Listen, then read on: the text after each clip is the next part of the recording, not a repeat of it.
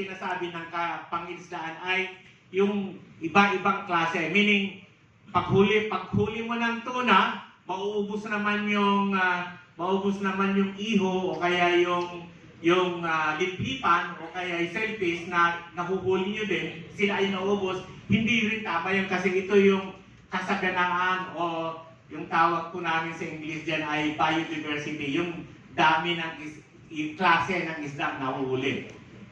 Ganun yun. So, the diversity, biodiversity po ang tawag doon. So, hindi dapat masacrifice yan habang hinuhuli natin yung mga tuna. Okay. Tiyakin ang pangangalaga sa mga target species, pati yung mga uri kabilang pareho.